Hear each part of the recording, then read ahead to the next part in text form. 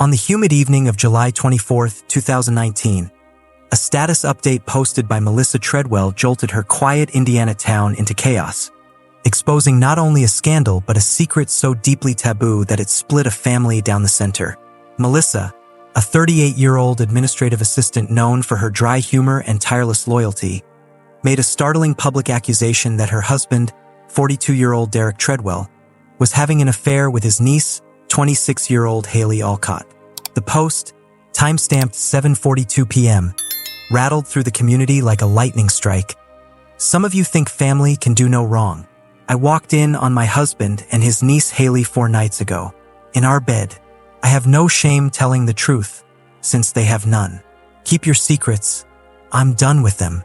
In less than an hour, it had over 100 shares and double that in comments, some from relatives trying to downplay or dispute her claims, others in shock or disbelief. It was the kind of accusation that made people question everything they thought they knew about the Treadwells, a couple who, by all appearances, had a stable if unremarkable life together in a modest Blue Ranch home on the south edge of Terre Haute. Married since 2006, they had no children, but were known for their presence at church picnics and backyard family cookouts. Derek ran a small auto repair shop with 2 employees and little debt, while Melissa had kept her same office job for 8 years. But beneath the surface, Melissa had confided to her sister Lana Forrester in recent weeks that something about Derek's relationship with Haley was making her uneasy. Haley, the daughter of Derek's only sister Valerie Alcott, had moved into the guest house behind the Treadwells' property that March after getting a job at a veterinary clinic. It was supposed to be temporary, a stepping stone while she got on her feet, but as summer wore on, her stay became indefinite. Interviews with neighbors conducted later by investigators suggest that something had shifted by early June. One neighbor, Denise Calhoun, recalled seeing Haley and Derek together more often than made sense for an uncle and niece, once catching them having what looked like a private, emotional argument on the back porch while Melissa sat alone by the fire pit. Another reported that Melissa looked like she was trying to smile but had been crying during a June barbecue, her eyes flicking between the two as though she were quietly measuring the distance. Whatever Melissa suspected, the confrontation that blew the secret into the open didn't happen until July 20th, when, according to what she later told her sister, she came home from work early and found them together in the master bedroom. The details of that moment have never been officially released, but police noted in their later report that Melissa was visibly distressed during a welfare check called in by Lana on the 21st, and refused to allow officers inside, saying only that there had been a betrayal in the family. 3 days later, her Facebook post confirmed everyone's worst suspicions. What followed was a storm of denial and anger. Haley went silent. Valerie initially defended her daughter, claiming Melissa was unstable and obsessed, while Derek deactivated his social media altogether and refused to respond to texts or calls from his extended family. Then, just as the dust seemed to settle, Melissa vanished. She was last seen alive on July 25th by a coworker, who said she texted that morning to say she wouldn't be coming in due to feeling sick, which, according to her sister, was out of character. Her phone was last active the following evening, pinging a tower near Sugar Creek Preserve just after 10 p.m., after which it went dark. Derek told police she had left the house on foot after another fight, and that he assumed she was trying to make a point.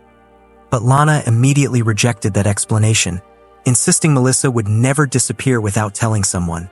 By the time a missing person report was officially filed on July 27th, Melissa's car was still in the driveway, but her keys, purse, and phone were gone. Nothing about the scene screamed foul play, but nothing about it made sense either. As officers began their preliminary investigation, they noticed something chilling. Melissa's journal, something her sister said she wrote in religiously, was missing several recent pages, as if someone had removed them deliberately. There were no signs of forced entry, no blood, no obvious struggle. And yet the sense of unease hung thick in the air. Neighbors reported seeing Derek standing alone by the fire pit late the night of the 26th, staring into the flames long after midnight. In the coming weeks, investigators would uncover evidence that Melissa's fears had been grounded not in paranoia, but in a terrifying truth that was already closing in around her. The betrayal she exposed hadn't just embarrassed a family, it had triggered a deadly chain of events. And whatever happened between that Facebook post and her disappearance, it had all the markings of something deeply calculated, unthinkably cruel, and possibly planned well in advance. As the investigation into Melissa Treadwell's disappearance intensified through August 2019, what began as a search effort quickly turned into a tangled and deeply disturbing inquiry into betrayal, deceit, and possibly murder. Vigo County investigators, led by Detective Aaron Daly, initially treated the case as a missing persons report with potential voluntary departure. But that stance shifted swiftly as inconsistencies in Derek Treadwell's statements emerged. In his initial interview, Derek maintained that Melissa had left their home around 9:30 p.m. on July 26th after a heated argument about her Facebook post. But phone records obtained via subpoena contradicted him. Melissa's phone pinged a tower nearly 5 miles west of the house over 45 minutes later than Derek claimed she left, in the vicinity of Sugar Creek Preserve, a stretch of semi-wild woodland with scattered hiking trails and no lighting. Search teams, including K-9 units, combed the area for several days in early August with limited success, though one of the cadaver dogs alerted on a patch of recently disturbed earth near a drainage ravine. Despite the promising lead, no remains were recovered at that site, and heavy rains that week likely erased any lingering trace evidence. Meanwhile, a digital forensics team delved into both Melissa's and Derek's electronic activity. What they found only deepened the mystery.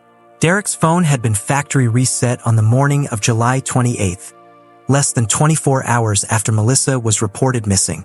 Haley Alcott's phone, seized by police on August 6th, contained a trove of intimate text messages between her and Derek going back to early May. The messages, later confirmed authentic, included references to being done pretending and living in the open soon, with a particularly unsettling exchange on July 20th, just 4 days before Melissa's Facebook post, in which Derek wrote, "She's starting to suspect. I'll fix this." That message, discovered weeks later, would become a cornerstone of the state's theory of premeditation.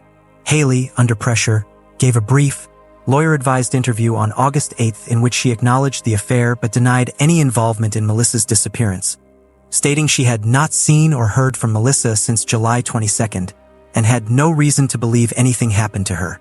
Her mother, Valerie, who had initially called Melissa vindictive and emotionally unstable, reversed course shortly after the text messages came to light, telling police that Haley had confessed the affair to her in vague terms and that she now believed Melissa had been telling the truth.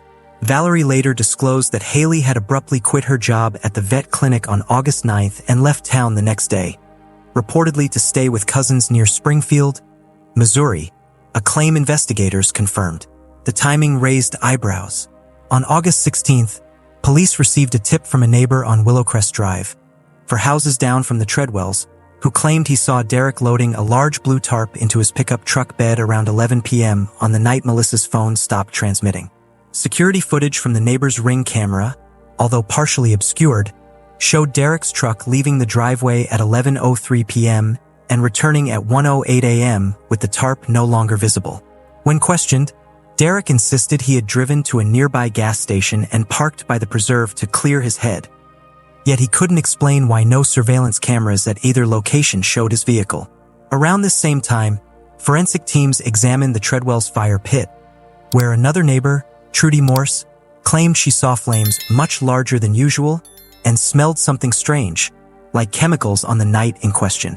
The fire pit had since been cleaned, but trace analysis revealed microscopic bone fragments inconsistent with animal remains. By the last week of August, suspicion surrounding Derek had reached critical mass, and public opinion in Terre Haute began to turn sharply. Melissa's sister Lana began organizing candlelight vigils and press interviews, pushing the narrative that Melissa had been murdered to silence her. She presented local reporters with printed screenshots of Melissa's text messages sent just days before her disappearance, including one that read, "If anything happens to me, look at Derek and Haley. Promise me you'll look." The media coverage intensified, and for the first time, the case made national news.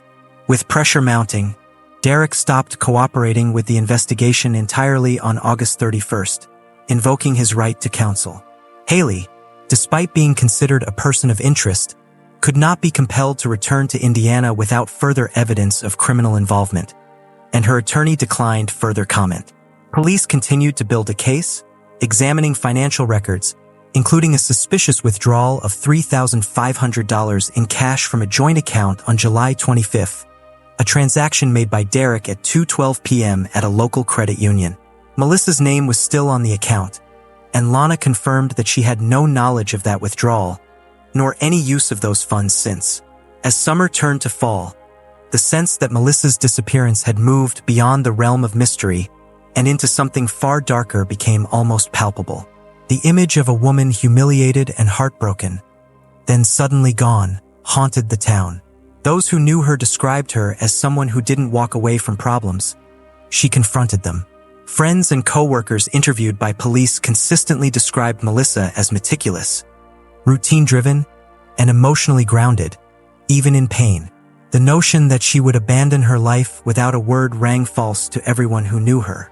And with every revelation, every text, every trace of ash, every gap in Derek's story, the picture grew clearer. Someone had gone to great lengths to erase Melissa Treadwell, and they had not worked alone. On the morning of October 14, 2019, nearly 3 months after Melissa Treadwell vanished without a trace, a hiker named Ryan Pollard stumbled upon a shallow grave while exploring an overgrown trail near an abandoned shack just off State Road 246, roughly 2.5 miles from the Sugar Creek Preserve where Melissa's phone had last pinged. The area had not been part of the original search radius due to private land boundaries, but when Pollard noticed a patch of disturbed soil with a partially exposed piece of faded blue fabric, he called the authorities. Within hours, a crime scene was secured, and the following day, dental records confirmed what Melissa's family had long feared. The remains were hers. The autopsy, conducted at the Indiana University School of Medicine's pathology department, determined the cause of death to be blunt force trauma to the back of the skull, delivered with an object consistent in shape with a heavy wrench or similar tool. There were no defensive wounds, suggesting she was struck from behind, and no signs of drugging or sexual assault. Time of death was estimated to be late evening on July 26th, matching the final ping of her phone and the suspicious movements of Derek's truck that night. What sealed the state's case, however, wasn't just the body, it was what investigators found hidden in Derek's garage the following week. While executing a secondary search warrant on October 17th, crime scene technicians discovered Melissa's missing journal tucked behind a panel of drywall near the workbench. Several pages had been torn out and crumpled, but they were still legible. In entries dated between July 10th and July 22nd, Melissa wrote repeatedly about her growing unease, her suspicions of the affair, and a mounting fear that Derek and Haley were plotting something. One entry, dated July 19th, read, "She thinks she's clever. He thinks I won't do anything. I've told Lana everything. I just want the truth out before they find a way to silence me." That same day, prosecutors filed charges against Derek Treadwell for second-degree murder and obstruction of justice, and he was arrested without incident at the repair shop he had continued to operate during the investigation. During questioning, he showed little emotion and offered no new information beyond what he had already told police, claims that by now had been thoroughly discredited. The case against him was circumstantial but formidable. The affair, the threatening texts, the deleted phone data, the suspicious cash withdrawal, the tarp and late-night vehicle movement, the bone fragments in the fire pit, and now Melissa's buried body and the damning journal entries hidden in his own garage. Prosecutors chose not to charge Haley Alcott at that time, citing insufficient evidence of her direct involvement in the murder, but named her a person of interest and referred the matter to a grand jury for potential obstruction or conspiracy charges. Haley, who remained in Missouri, hired a private defense attorney and declined all interview requests. Investigators later obtained access to a cloud backup of her old iPhone, which included several voice memos sent to Derek in the weeks before Melissa's disappearance. One, dated July 22nd, was particularly chilling. Though short and muffled, Haley's voice can be clearly heard saying, "I don't want to talk about blood or what happens next. I just want this over. We deserve to be happy." That memo, authenticated by forensic audio analysts, was never played in court due to legal hurdles regarding digital consent and the context in which it was recorded, but it was included in the case file and heavily cited in pretrial motions. The trial began in February 2021 at the Vigo County Courthouse, with Derek pleading not guilty and maintaining that Melissa had left the house alive and that he had no idea how she ended up buried in a remote woodland. His defense attempted to argue that someone else, possibly an unknown third party, had used the ongoing family scandal as a smokescreen, but the jury was unmoved. After 7 days of testimony, including expert witnesses, forensic analysts, and emotionally raw statements from Melissa's family, Derek Treadwell was found guilty of second-degree murder and sentenced to 38 years in prison without parole. Haley Alcott was never charged, and after being subpoenaed and invoking her Fifth Amendment rights, she vanished from public view entirely. Multiple attempts to locate her in the following years were unsuccessful. Her last known address in Missouri was vacated in 2021. The community of Terre Haute remained divided. Some saw her as a manipulated accomplice, others as the puppeteer behind a deadly deception. Melissa's family established a nonprofit foundation, Melissa's Voice, dedicated to supporting women trapped in psychologically abusive relationships, and her sister Lana became a public advocate for transparency in domestic violence cases that involve digital evidence. The final chapter in this case may never be written. Haley's silence leaves a dark shadow over what really happened in the final hours of July 26th. But what remains beyond doubt is that Melissa Treadwell's decision to speak the truth ultimately cost her life. Her last public words, delivered in that raw, furious Facebook post, stand as a final act of courage in the face of betrayal, a flare she sent up in her darkest hour. And though those who tried to bury her truth believed it would vanish with her, the evidence left behind, in fragments and files and ash, ensured that her voice endured.